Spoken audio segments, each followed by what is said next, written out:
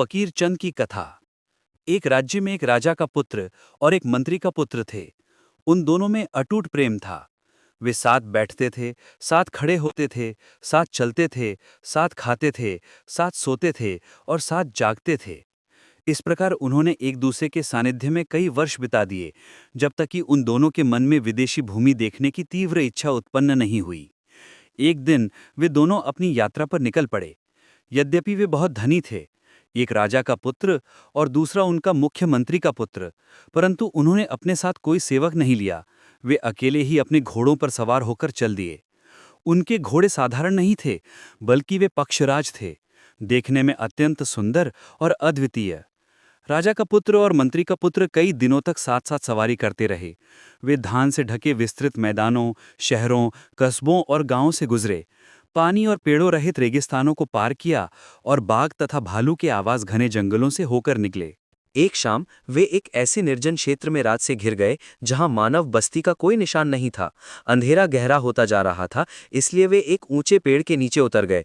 उन्होंने अपने घोड़ों को पेड़ के तने से बांधा और स्वयं ऊपर चढ़कर घनी पत्तियों वाली शाखाओं पर बैठ गए। वो पेड़ एक बड़े तालाब के पास उगा था, जिसका पानी कौवे की आंख जितना स्वच्छ था। राजा के पुत्र और मंत्री के पुत्र ने पेड़ पर खुद को यथासंभव आरामदायक स्थिति में व्यवस्थित किया। उन्होंने पूरी रात शाखाओं पर ही बिताने का निश्चय किया था।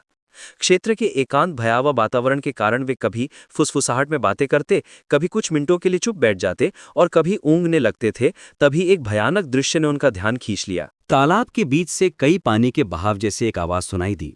एक विशालकाय सर्प पानी के नीचे से ऊपर की ओर उछला, जिसका फन अत्यंत विशाल था।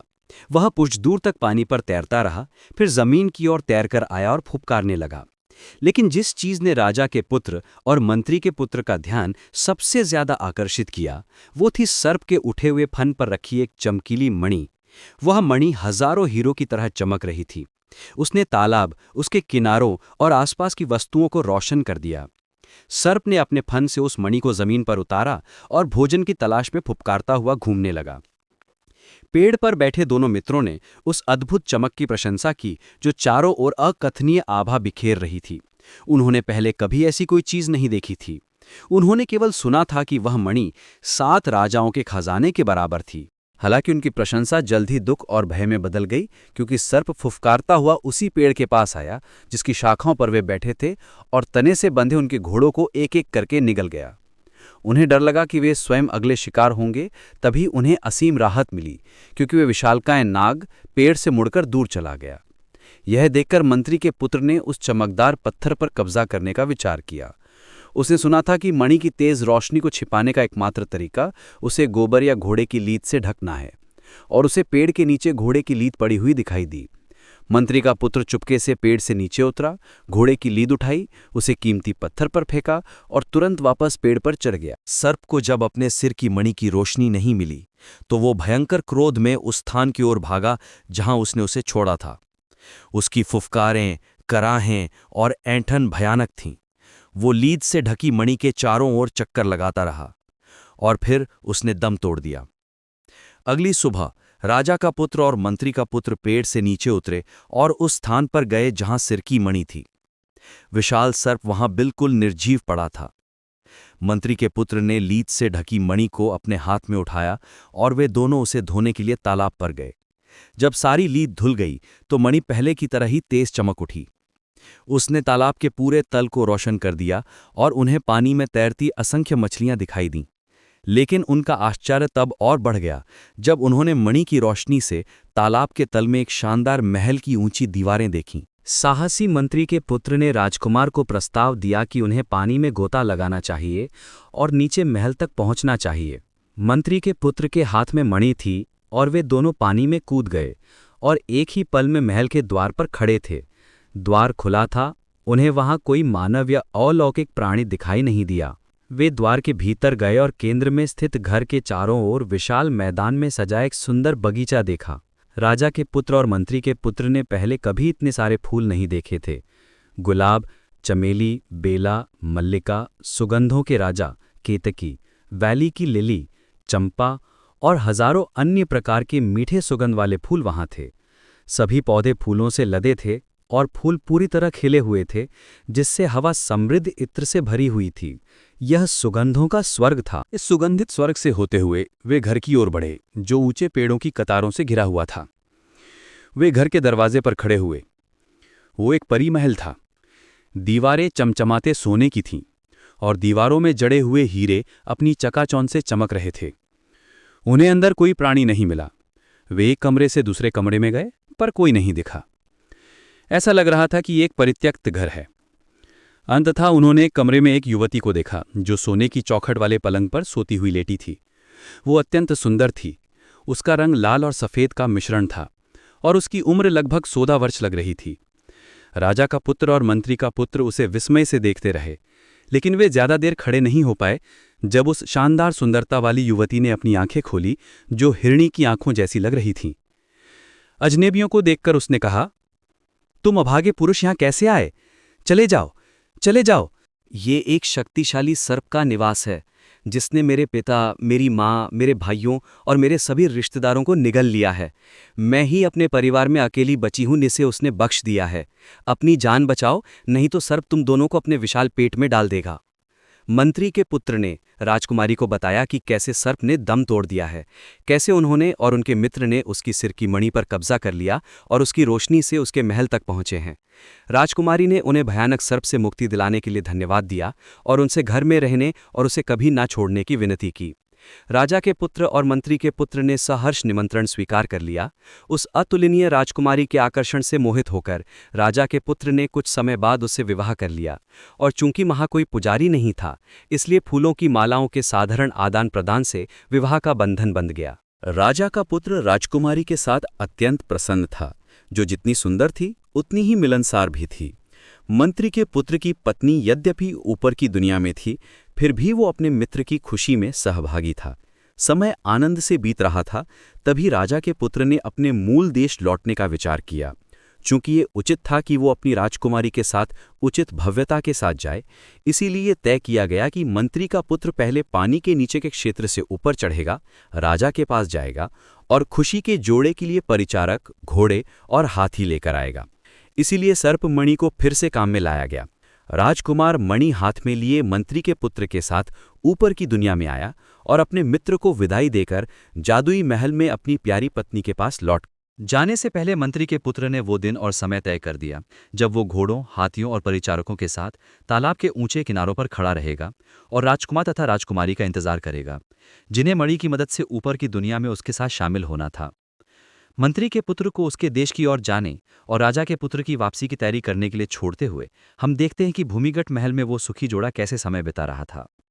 एक दिन जब राजकुमार दोपहर के भोजन के बाद सो रहे थे, राजकुमारी, जिसने कभी ऊपर के क्षेत्रों को नहीं देखा था, वहां जाने की इच्छा महसूस हुई। विशेषकर इसलिए क्योंकि सर्पमणि, जो अकेले ही उसे पानी के माध्यम से सुरक्षित मार्ग दे सकती थी, उस समय कमरे में अपनी उज्ज्वल चमक बिखेर रही थी। उसने मणि को हाथ में उठाया, महल छोड़ दिया और सफलतापूर्वक ऊपर की दुनिया में पहुंच गई। किसी भी नश्वर प्राणी ने उसे नहीं देखा। वह तालाब की सीढ़ियों पर बैठी, जो स्नान करने वालों की सुविधा के लिए बनी थी। उसने अपना शरीर रगड़ा, बाल धोए, पानी में क्रीड़ा की, पानी के किनारे टहलती रही, चारों ओर के दृश्यों की प्रशंसा की और अपने महल लौट आई, जहां उसने अपने पति को अभी भी नींद की आगोश में पाया। जब राजकुमार जागे तो उसने अपने साहसिक कार्य के बारे में एक शब्द भी नहीं बताया। अगले दिन उसी समय जब उसका पति सो रहा था, उसने ऊपर की दुनिया का दूसरा दौरा किया और बिना किसी मानव की नजर में आए वापस लौट गई। सफलता ने उसे साहसी बना दिया और उसने अपने साहसिक कार्य को तीसरी बार दोहराया। संयोग से उस दिन जिस राजा के क्षेत्र में वो तालाब स्थित था, उसका पुत्र शिकार के लिए निकला था और उसने उस स्थान से थोड़ी ही दूर पर अपना तंबू लगाया था। जब उसके परिचारक दोपहर का भोजन बनाने में व्यस्त थे, राजा का पुत्र तालाब के किनारों पर टहल रहा था, जहां एक बूढ़ी महिला ईंधन के उद्देश्य से छड़ियां और सूठी टहनियां इकट्ठा कर रही थी। ये तभी हुआ जब राजा का पुत्र और बूढ़ी महिला तालाब के पास थे। राजकुमारी ने ऊपर की दुनिया का अपना तीसरा दौरा किया। वो पानी से ऊपर उठी, चारों ओर देखा और एक पुरुष और एक महिला को किनारे पर देखकर फिर से नीचे चली गई। राजा के पुत्र को राजकुमारी की एक क्षणिक झलक मिली और छड़ियां इकट्ठा करने वाली बूढ़ी महिला ने भी उसे देखा। राजा का पुत्र पानी पर टकटकी लगाए खड़ा रह गया। उसने पहले कभी ऐसी सुंदरता नहीं देखी थी। वो उसे उन देव कन्याओं की तरह लगी जिनके बारे में उसने पुरानी किताबों में पढ़ा था। राजकुमारी की अलौकिक सुंदरता ने, भले ही उसने उसे केवल एक पल के लिए देखा था, उसके दिल पर गहरी छाप छोड़ी और उसके मन को विचलित कर दिया। वो घंटों तक एक मूर्ति की तरह वहां खड़ा रहा, पानी को इस उम्मीद में देखता रहा कि उस प्यारी आकृति को फिर से देख सके, लेकिन व्यर्थ। राजकुमारी फिर से प्रकट नहीं हुई। राजा का पुत्र प्रेम में पागल हो गया। वो बड़बड़ाता रहा, अभी यहां, अभी गई, अभी यहां, अभी गई। वो तब तक उस स्थान को नहीं छोड़ना चाहता था जब तक कि उसके पास आए परिचारकों द्वारा उसे जबरदस्ती हटाया नहीं गया। उसे निराशाजनक पागलपन की स्थिति में अपने पिता के महल ले जाया गया। वो किसी से बात नहीं करता था। वो हमेशा जोर जोर से रोता था और उसके मुंह से निकलने वाले एकमात्र शब्द, जिन्हें वो हर मिनट बुदबुदाता रहता था, थे अभी यहां, अभी गई, अभी यहां, अभी गई। राजा का दुख सहज ही समझा जा सकता था। वो समझ नहीं पा रहा था कि उनके पुत्र का मन कैसे विचलित हो गया। उनके पुत्र के होठों से बार बार निकलने वाले शब्द अभी यहां, अभी गई, उनके लिए एक रहस्य थे। वो उनका अर्थ नहीं जान पाए। परिचारक भी इस विषय पर कोई प्रकाश नहीं डाल पाए। देश के सर्वोत्तम चिकित्सकों से सलाह ली गई, लेकिन कोई फायदा नहीं हुआ। वे पागलपन का कारण पता नहीं लगा सके और नहीं वे इसे ठीक कर सके। चिकित्सकों के कई प्रश्नों का राजा के पुत्र ने केवल एक ही जवाब दिया, अभी यहां, अभी गई, अभी यहां, अभी गई। अपने पुत्र के बुद्धि के विलोपन के कारण दुख से व्याकुल राजा ने ढोल पीटकर राजधानी में यह घोषणा करवाई कि यदि कोई व्यक्ति उनके पुत्र के पागलपन का कारण बता सके और उसे ठीक कर सके, तो ऐसे व्यक्ति को राजा की बेटी का हाथ और आधे राज्य का स्वामित्व दिया जाएगा। ढोल शहर के अधिकांश हिस्सों में पीटा गया, लेकिन किसी ने उसे छुआ नहीं, क्योंकि कोई भी राजा के पुत्र के पागलपन का कारण नहीं जानता था। अंत में एक बूढ़ी महिला ने ढोल को छुआ और घोषणा की कि वह ना केवल पागलपन का कारण खोज लेगी, बल्कि उसे ठीक भी कर देगी। यह महिला वही थी जो राजा के पुत्र के होश खोने के समय तालाब के पास छड़ियां इकट्ठा कर रही थी। उसका एक सनकी पुत्र था जिसका नाम फकीर चंद था, और परिणाम स्वरूप उसे फकीर की माँ या अधिक परिचित रूप से फकरे की माँ कहा जाता था। जब महिला को राजा के सामने लाया गया तो उनके बीच ये बातचीत हुई। राजा, तुम वो महिला हो जिसने ढोल को छुआ। तुम मेरे बेटे के पागलपन का कारण जानती हो, फकीर की माँ। हाँ हे न्याय के अवतार, मैं कारण जानती हूँ, लेकिन मैं इसे तब तक नहीं बताऊंगी जब तक मैं आपके पुत्र को ठीक नहीं कर देती। राजा, मैं कैसे मानूं कि तुम मेरे बेटे को ठीक कर सकती हो जबकि देश के सर्वोत्तम चिकित्सक विफल हो गए हैं? फकीर की माँ, जब तक मैं इलाज नहीं कर देती तब तक आपको विश्वास करने की आवश्यकता नहीं है मेरे प्रभु। कई बूढ़ी महिलाएं ऐसे रहस्य जानती हैं जिनसे बुद्धिमान पुरुष अनभिज्ञ होते हैं। राजा, बहुत अच्छे, मुझे देखने दो कि तुम क्या कर सकती हो। तुम कितने समय में इलाज करोगी? फकीर की माँ, इस समय तय करना असंभव है, लेकिन मैं आपके प्रभुत्व की सहायता से तुरंत काम शुरू कर दूंगी। राजा, तुम्हें मुझसे क्या मदद चाहिए? फकीर की माँ, आपके प्रभुत्व को उस तालाब के किनारे पर एक झोपड़ी बनाने का आदेश देना होगा जहां आपके पुत्र को पहली बार ये बीमारी लगी थी। मैं कुछ दिनों तक उस झोपड़ी में रहने का इरादा रखती हूँ, और आपके प्रभुत्व को यह भी आदेश देना होगा कि आपके कुछ सेवक झोपड़ी से लगभग 100 गज की दूरी पर उपस्थित रहें ताकि उन्हें बुलाने पर वे आ सकें। राजा, बहुत अच्छे, मैं उसे तुरंत करने का आदेश दूंगा। क्या तुम्हें और कुछ चाहिए?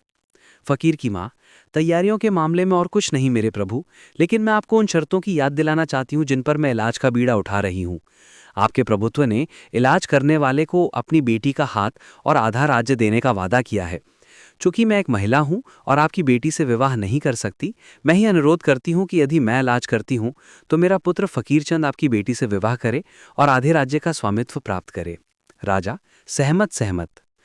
कुछ ही घंटों में तालाब के किनारे एक अस्थायी झोपड़ी खड़ी कर दी गई और फकीर की माँ ने उसमें अपना डेरा डाल लिया। कुछ दूरी पर सेवकों के लिए एक चौकी भी बनाई गई। फकीर की माँ ने सख्त आदेश दिए कि उनके अलावा कोई भी इंसान तालाब के पास न जाए। आइए अब फकीर की माँ को तालाब पर पहरा देते हुए छोड़कर भूमिगत महल की ओर चलें। राजकुमारी ने अपनी पिछली यात्रा में हुई दुर्घटना के बाद ऊपर की दुनिया के चौथे दौरे का विचार छोड़ दिया था, लेकिन महिलाओं में पुरुषों की तुलना में अधिक जिज्ञासा होती है और भूमिगत महल की राजकुमारी इस सामान्य नियम का अपवाद नहीं थी। एक दिन जब उसका पति हमेशा की तरह दोपहर के भोजन के बाद सो रहा था, वो सांप की मणि हाथ में लेकर महल से बाहर भागी और ऊपर की दुनिया में आ गई। जैसे ही तालाब के बीच में पानी का उथल पुथल हुआ, चौकस फकीर की माँ झोपड़ी में छिप गई और चटाई वाली दीवार की दरारों से झांकने लगी। राजकुमारी ने पास में कोई नश्वर प्राणी न देखकर किनारे पर आई और बैठने के बाद अपना शरीर रगड़ने लगी। फकीर की माँ झोपड़ी के बाहर आई और राजकुमारी को संबोधित करते हुए एक आकर्षक लहजे में कहा, आओ मेरी बच्ची, तुम सुंदरता की रानी हो, मेरे पास आओ, मैं तुम्हें नहाने में मदद करूंगी। ये कहते हुए वो राजकुमारी के पास पहुंची, जिसने ये देखकर कि ये केवल एक महिला है, कोई विरोध नहीं किया। बूढ़ी महिला राजकुमारी के बाल धोते समय उसके हाथ में चमकदार मणि को देखा और कहा, जब तक तुम नहाती हो, मणि को यहां रख दो। एक ही पल में मणि फकीर की मां के कब्जे में थी, जिसने उसे अपने कमर के चारों ओर बंधे कपड़े में लपेट लिया। राजकुमारी को भागने में असमर्थ जानकर उसने इंतजार कर रहे परिचारकों को संकेत दिया, जो तालाब की ओर दौड़े और राजकुमारी को बंदी बना लिया। जब ये खबर शहर पहुंची कि फकीर की मां ने निचले क्षेत्रों से एक जलपरी को पकड़ लिया है, तो लोगों में बड़ी खुशी हुई। पूरा शहर राजकुमारी को देखने आया, जिसे वो अमर लोगों की बेटी कह रहे थे। जब उसे महल लाया गया और बुद्धि खो चुके राजा के पुत्र के सामने लाया गया, तो उत्तरार्ध ने खुशी के मारे चिल्लाते हुए कहा, मुझे मिल गई, मुझे मिल गई। उसके दिमाग पर छाया बादल एक ही पल में छट गया। उसकी आंखें, जो पहले खाली और बेजान थी, अब बुद्धि की आग से चमक उठी। उसकी जीभ, जिसका उपयोग वो लगभग खो चुका था, अब ढीली पड़ गई। संक्षेप में, वो होश में आ गया। राजा की खुशी की कोई सीमा नहीं थी। शहर में बड़ा उत्सव हुआ और लोग, जो फकीर चंद की मां पर आशीर्वादों की वर्षा कर रहे थे, राजा के पुत्र के विवाह की शीघ्र तैयारी की उम्मीद कर रहे थे। हालांकि राजकुमारी ने फकीर की मां के माध्यम से राजा को बताया कि उसने ये व्रत लिया है कि वो एक पूरे वर्ष तक अपने पति, जो पानी के नीचे निवास कर रहा है, के अलावा किसी अन्य पुरुष का चेहरा नहीं देखेगी, और इसलिए विवाह उस अवधि के दौरान नहीं किया जा सकता। यद्यपि राजा का पुत्र कुछ निराश हुआ, लेकिन उसने विलंब को सहर्ष स्वीकार कर लिया, ये विश्वास करते हुए कि विलंब से उसके लिए रखे गए सुखों की मिठास बढ़ेगी। ये कहने की शायद ही आवश्यकता है कि राजकुमारी अपने दिन और रात शोक और आहें भरने में बिता रही थी। उसने उस बेकार जिज्ञासा पर विलाप किया जिसने उसे अपने पति को नीचे छोड़कर ऊपर की दुनिया में आने के लिए प्रेरित किया था। जब उसे याद आया कि उसका पति पानी के नीचे अकेला है, तो वो फूट फूट कर रोई। वो भाग जाना चाहती थी, पर यह असंभव था, क्योंकि वो दीवारों के भीतर और दीवारों के भीतर और दीवारों में कैद थी। इसके अलावा वो जानती थी कि वो अपने पति के पास नहीं जा सकती, क्योंकि सर्पमणि उसके कब्जे में नहीं थी। राजमहल की महिलाओं और फकीर की मां ने उसका मन बहलाने की कोशिश की, पर व्यर्थ। वो किसी भी चीज में आनंद नहीं लेती थी। वो शायद ही किसी से बात करती थी। वो दिन रात रोती थी। उसके व्रत का वर्ष समाप्त होने वाला था, फिर भी वो निराश थी। इस बीच मंत्री का पुत्र, जो अपने मित्र को भूमिगत महल में छोड़कर उसके लिए हाथी, घोड़े और परिचारक लाने के लिए अपने देश गया था, कई महीनों की तैयारी के बाद अपनी लंबी यात्रा पर निकल पड़ा। वो तय किए गए दिन से 2 या 3 दिन पहले तालाब पर पहुंच गया। उसने अपने लोगों और जानवरों के लिए तंबू लगाए और तालाब पर अपनी आंखें टिकाए रखी। नियत दिन का सूरज डूब गया, लेकिन पानी के नीचे रहने वाले राजकुमार और राजकुमारी का कोई संकेत नहीं मिला। उसने 2 या 3 दिन और इंतजार किया, फिर भी राजकुमार प्रकट नहीं हुए। वो आश्चर्यचकित था कि उसके मित्र और उसकी सुंदर पत्नी को क्या हुआ होगा। क्या वे मर गए थे? क्या उन्हें पकड़ लिया गया था? उसे शहर से लगातार संगीत की आवाज़ें सुनाई दे रही थीं। उसने राहगीरों से पूछा कि इस संगीत का क्या मतलब है। उसे बताया गया कि राजा का पुत्र उसी तालाब के पानी से बाहर आई एक अद्भुत युवती से विवाह करने वाला है और विवाह समारोह अगले दिन के बाद होगा। मंत्री के पुत्र ने तुरंत निष्कर्ष निकाला कि झील की वो अद्भुत युवती और कोई नहीं, बल्कि उसके मित्र राजा के पुत्र की पत्नी थी। उसने इसलिए शहर जाने और विवरण जानने और यदि संभव हो तो राजकुमारी को बचाने का निश्चय किया। उसने परिचारकों को घोड़ों और हाथियों के साथ घर जाने के लिए कहा और वो स्वयं शहर गया और एक ब्राह्मण के घर में रहने लगा। मंत्री के पुत्र ने ब्राह्मण से फकीरचंद और राजकुमारी के अपहरण की पूरी कहानी सुनी। उसने यह भी सुना कि फकीरचंद एक अर्धविक्षिप्त युवक था, जो अचानक घर लौटता था, अपने शरीर पर राख लगाता था, एक टहनी लेता था और अपनी माँ की झोपड़ी के दरवाजे पर धूप धूप धूप की धुन पर नाचता था। उसकी माँ उसका जल्द ही आने का इंतजार कर रही थी। ब्राह्मण के साथ इस बातचीत ने मंत्री के पुत्र के मन में प्रकाश की बाढ़ ला दी। उसने समझ लिया कि मामला क्या है। राजकुमारी सर्पमणि के माध्यम से ऊपर आई थी, राजा के पुत्र के बिना ही पकड़ी गई थी। सर्पमणि फकीर की माँ के कब्जे में थी और उसका मित्र पानी के नीचे बिना किसी भागने के साधन के अकेला था। उसने संकल्प लिया कि वो फकीरचंद का प्रतिरूपण करेगा। अगली सुबह वो ब्राह्मण के घर से निकला, शहर के बाहरी इलाके में गया, अपने सामान्य कपड़े उतारे, कमर के चालों ओर एक छोटा कपड़ा लपेटा, अपने शरीर पर राख रगड़ी, एक टहनी तोड़ी और इसी वेश में फकीर की माँ की झोपड़ी के दरवाजे पर उपस्थित हुआ। उसने धूप धूप धूप की धुन पर अत्यधिक हिंसक तरीके से नाचना शुरू कर दिया। बूढ़ी महिला ने, ये सोचकर कि उसका बेटा आ गया है, कहा, मेरा बेटा फकीर, तुम आ गए। आओ मेरे प्यारे, देवता अंततः हम पर मेहरबान हो गए हैं। नकली फकीर चंद ने हूम कहकर जवाब दिया और टहनी लहराते हुए और भी हिंसक तरीके से नाचता रहा। इस बार तुम्हें जाना नहीं है, बूढ़ी महिला ने कहा। तुम्हें मेरे साथ रहना है। नहीं, मैं नहीं रहूंगा, मैं नहीं रहूंगा, मंत्री के पुत्र ने फकीर की अस्पष्ट शैली में उत्तर दिया। मेरे साथ रहो और मैं तुम्हारी शादी राजा की बेटी से कराऊंगी। क्या तुम शादी करोगे फकीर चंद? मंत्री के पुत्र ने हूम हूम उत्तर दिया और पागल की तरह नाचता रहा। क्या तुम मेरे साथ राजा के घर चलोगे? मैं तुम्हें पानी से निकली एक अद्भुत राजकुमारी दिखाऊंगी। हूम हूम उसके होठों से जवाब निकला। क्या तुम एक मणि देखना चाहते हो फकीर? सर्प के सिर का गहना, 7 राजाओं का खजाना? जवाब मिला। बूढ़ी महिला झोपड़ी से सर्पमणि बाहर लाई और अपने कथित पुत्र के हाथ में दे दी। मंत्री के पुत्र ने उसे लिया और सावधानी से अपने कमर के कपड़े में लपेट लिया। फकीर की मां अपने बेटे के अचानक आगमन से अत्यधिक प्रसन्न होकर राजा के घर गई ताकि फकीर के आगमन की खबर दे सके और फकीर को पानी वाली राजकुमारी दिखा सके। राजकुमारी की मुक्ति, नकली फकीर और उसकी मां को राजा के महल में तुरंत प्रवेश मिला। बूढ़ी महिला उसे उस कमरे में ले गई जहां राजकुमारी थी और उससे उसे मिलवाया। ये कहने की आवश्यकता नहीं है कि राजकुमारी एक अर्धनग्न, राख से सने और जंगली तरीके से नाचने वाले पागल के साथ से बिल्कुल भी खुश नहीं थी। जब महल में सभी सेवानिवृत्त हो गए तो कथित फकीर राजकुमारी की ओर आया और अपनी असली आवाज में कहा, राजकुमारी, क्या आप मुझे नहीं पहचानती? मैं मंत्री का पुत्र हूं, आपके राजसी पति का मित्र। राजकुमारी इस घोषणा से स्तंभित होकर बोली, कौन? मंत्री का पुत्र? ओह, मेरे पति के सबसे अच्छे मित्र, मुझे इस भयानक कैद से, इस मृत्यु से भी बदतर स्थिति से बचाओ। ओ बचाओ मुझे, बचाओ। और वो फूट फूट कर रो पड़ी। मंत्री के पुत्र ने कहा, निराश मत हो, मैं तुम्हें आज रात ही बचाने की पूरी कोशिश करूंगा। तुम्हें बस वही करना होगा जो मैं तुमसे कहूं। राजकुमारी ने कहा, मैं वो सब करूंगी जो तुम कहोगे मंत्री के पुत्र, जो कुछ भी तुम कहोगे। इसके बाद कथित फकीर कमरे से बाहर निकला और महल के आंगन से गुजरा। कुछ पहरेदारों ने उसे ललकारा, जिस पर उसने जवाब दिया, हुम, मैं बस 1 मिनट के लिए बाहर जा रहा हूं और अभी वापस आ जाऊंगा।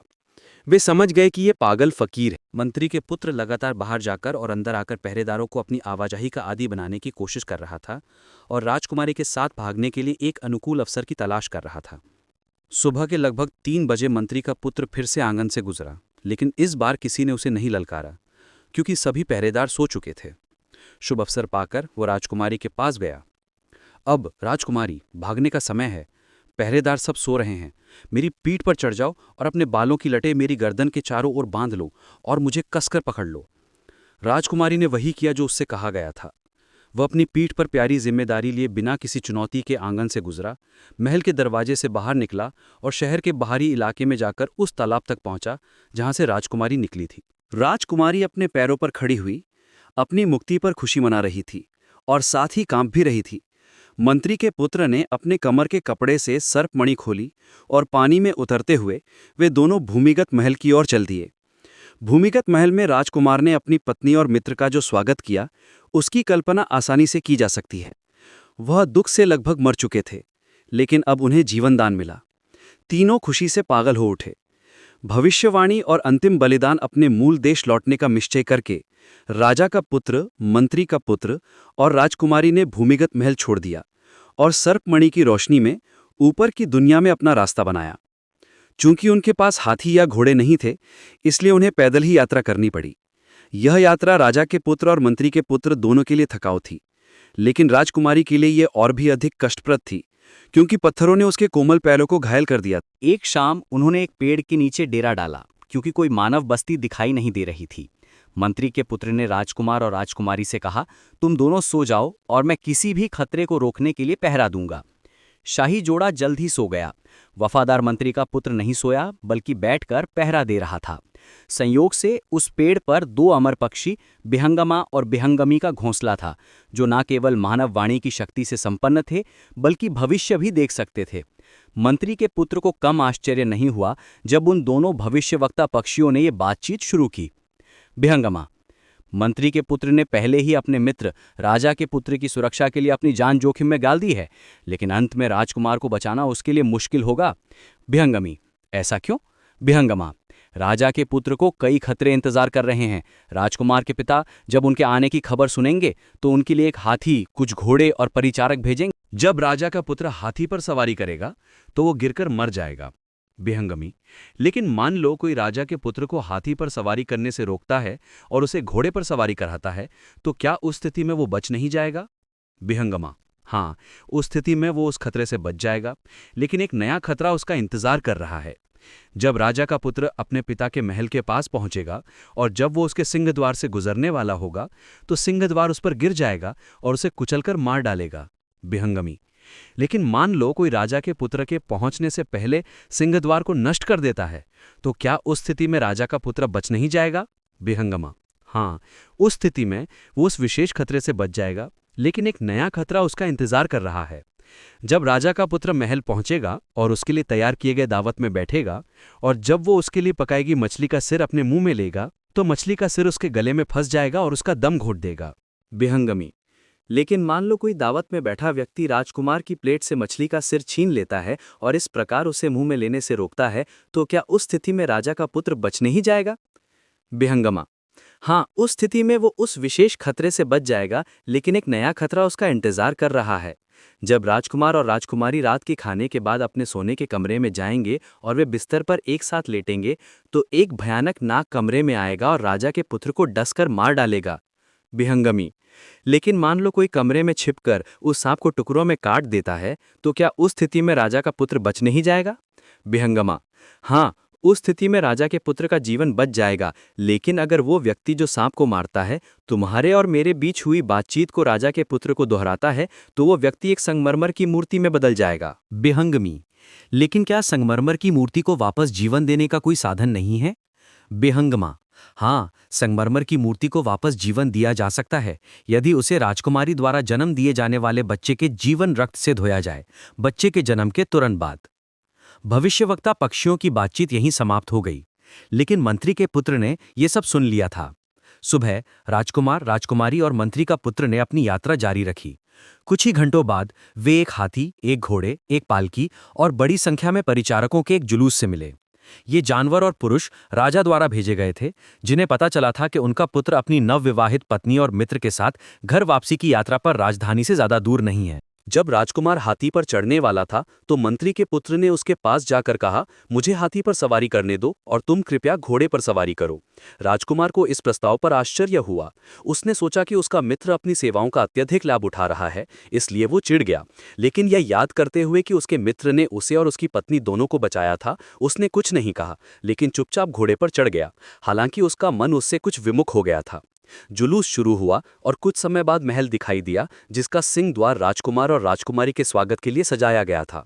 मंत्री के पुत्र ने राजकुमार से कहा कि महल में प्रवेश करने से पहले सिंह द्वार को तोड़ देना चाहिए।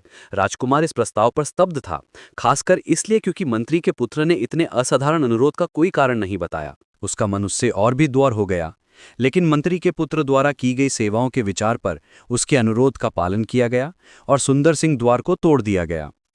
वे अब महल में गए, जहां राजा ने अपने पुत्र, अपनी बहू और मंत्री के पुत्र का गर्मजोशी से स्वागत किया। उनके रोमांचक कारनामों की कहानी सुनाई गई तो राजा और उनके दरबारियों ने बड़ा आश्चर्य व्यक्त किया और उन सभी ने एक स्वर में मंत्री के पुत्र की बुद्धिमता, विवेक और समर्पण की प्रशंसा की। रात के खाने का समय हो गया। खाना सोने के बर्तनों में परोसा गया।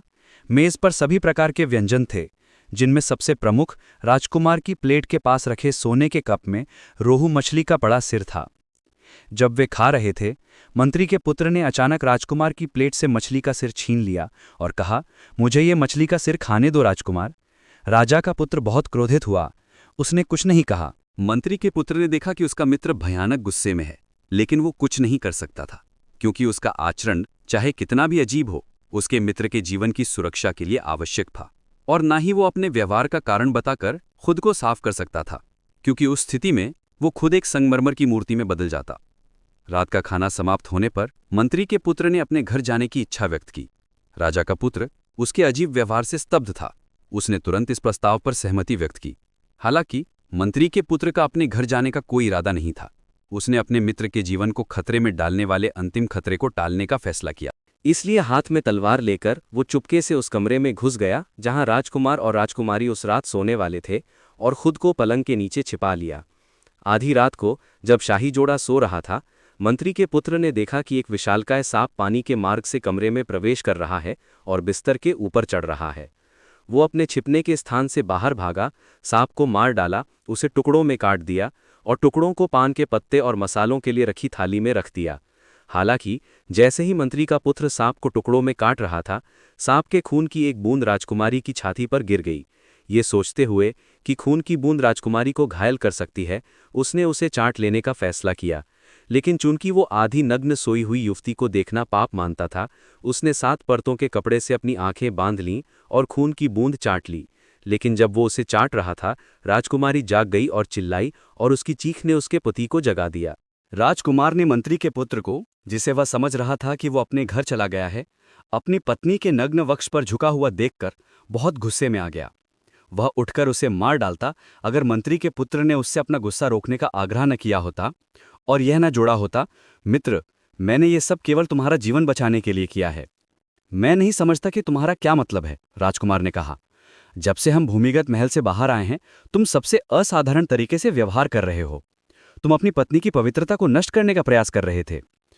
वो मेरे खिलाफ ऐसे विचार मन में न लाओ, मंत्री के पुत्र ने कहा। देवता जानते हैं कि मैंने यह सब तुम्हारे जीवन की सुरक्षा के लिए किया है। अगर मेरे पास अपने कारणों को बताने की स्वतंत्रता होती तो तुम मेरे आचरण की तर्कसंगतता को देखते। और तुम स्वतंत्र क्यों नहीं हो? राजकुमार ने पूछा। तुम्हारे मुंह पर किसने ताला लगा दिया है? ये नियति ने मेरे मुंह पर ताला लगा दिया है, मंत्री के पुत्र ने उत्तर दिया। अगर मैं ये सब बताऊंगा तो मैं संगमरमर की मूर्ति में बदल जाऊंगा। तुम संगमरमर की मूर्ति में बदल जाओगे? राजकुमार चिल्लाया। तुम मुझे ये बकवास मानने के लिए मूर्ख समझते होगे, तो क्या तुम चाहते हो मित्र, मंत्री के पुत्र ने कहा, कि मैं तुम्हें सब बताऊं? तुम्हें तब अपने मित्र को पत्थर में बदलते देखने के लिए तैयार रहना होगा। चलो बताओ, राजकुमार ने कहा, नहीं तो तुम मरे हुए आदमी हो। मंत्री के पुत्र ने अपने ऊपर लगे भयानक आरोप से खुद को मुक्त करने के लिए अपने जीवन को जोखिम में डालकर रहस्य को प्रकट करना अपना कर्तव्य समझा। उसने राजकुमार को बार बार आग्रह ना करने की चेतावनी दी, लेकिन राजकुमार अटल रहा।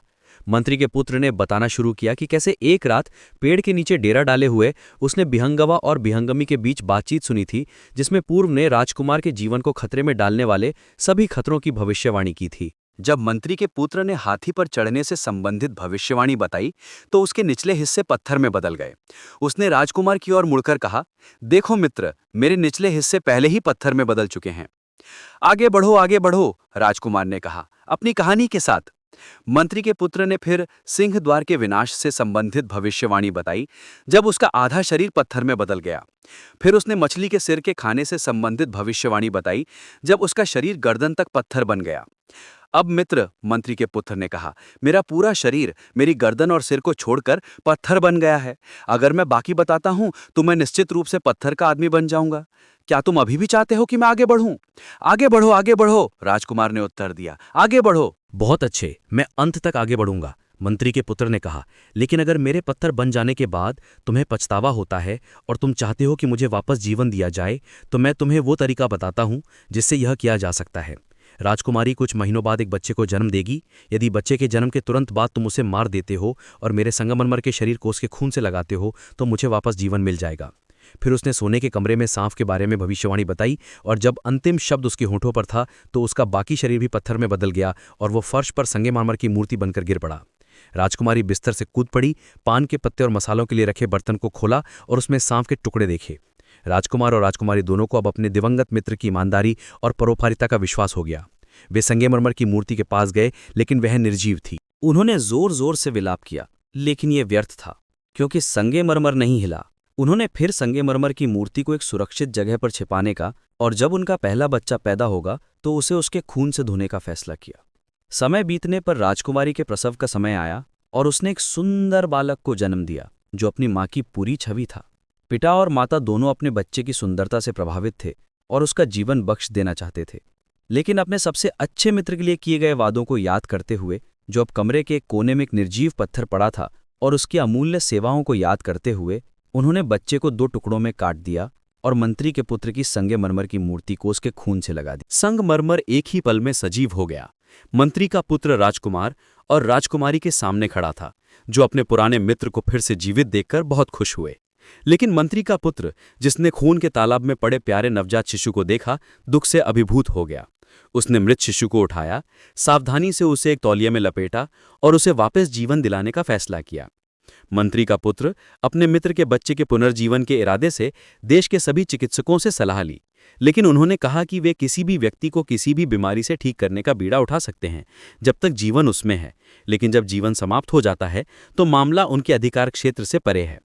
मंत्री के पुत्र ने अंत में अपनी पत्नी के बारे में सोचा, जो एक दूर के शहर में रह रही थी और जो देवी काली की एक समर्पित उपासक थी, जिसे उसकी पत्नी की मध्यस्थता से मृत बच्चे को जीवन देने के लिए राजी किया जा सकता था। वह तदनुसार अपनी पत्नी के रहने वाले शहर की यात्रा पर निकल पड़ा।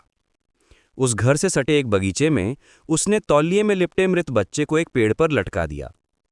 उसकी पत्नी इतने लंबे समय के बाद अपने पति को देखकर बहुत खुश हुई, लेकिन उसे आश्चर्य हुआ कि वह बहुत उदास है, बहुत कम बोलता है और किसी बात पर विचार कर रहा है। पत्नी ने उसकी उदासी का कारण पूछा, लेकिन वह चुप रहा। एक रात जब वे बिस्तर पर एक साथ लेटे थे, पत्नी उठी और दरवाजा खोलकर बाहर चली गई। पति, जो अपने मित्र के बच्चे के पुनर्जीवन की चिंता के कारण किसी भी रात बहुत कम सो पाया था, अपनी पत्नी को रात की उस भयानक समय में बाहर जाते हुए देखकर बिना ध्यान दिए उसका पीछा करने का फैसला किया। वह देवी काली के एक मंदिर में गई जो उसके घर से ज्यादा दूर नहीं था। उसने फूल और चंदन की सुगंध से देवी की पूजा की और कहा, ओ माँ काली, मुझ पर दया करो और मुझे मेरी सभी परेशानियों से मुक्ति दिलाओ। देवी ने उत्तर दिया, क्यों, तुम्हें और क्या शिकायत है? तुमने अपने पति की वापसी के लिए लंबे समय तक प्रार्थना की और वह लौट आया है, अब तुम्हें क्या पीड़ा है? महिला ने उत्तर दिया, सच है माँ, मेरे पति मेरे पास आ गए हैं, लेकिन वह बहुत मूडी और उदास हैं। शायद ही मुझसे बात करते हैं, मुझ में कोई आनंद नहीं लेते, बस एक कोने में उदास बैठे रहते हैं। जिस पर देवी ने जवाब दिया, अपने पति से पूछो कि उसकी उदासी का कारण क्या है और मुझे बताओ। मंत्री के पुत्र ने देवी और अपनी पत्नी के बीच बातचीत सुन ली, लेकिन वह प्रकट नहीं हुआ। वह चुपचाप अपनी पत्नी से पहले खिसक गया और बिस्तर पर चला गया। अगले दिन पत्नी ने अपने पति से उसकी उदासी का कारण पूछा और उसने राजकुमार के शिशु की हत्या से संबंधित सभी विवरण बताए। अगली रात उसी भयानक समय पर पत्नी काली के मंदिर गई और देवी को अपने पति की उदासी का कारण बताया, जिस पर देवी ने कहा, बच्चे को यहाँ लाओ और मैं उसे वापस जीवन दूंगी। अगली रात बच्चे को देवी काली के सामने लाया गया और उन्होंने उसे वापस जीवन दिया। आनंद से मंत्रमुग्ध होकर मंत्री का पुत्र पुनर्जीवित शिशु को उठाया, जितनी तेज दौड़ सकता था उतनी तेज राजकुमार और राजकुमारी के पास गया और उन्होंने उनके बच्चे को जीवित और स्वस्थ प्रस्तुत किया। वे सभी अत्यधिक खुशी से आनंदित हुए और अपने मृत्यु के दिन तक एक साथ खुशी से रहे। इस प्रकार मेरी कहानी समाप्त होती है।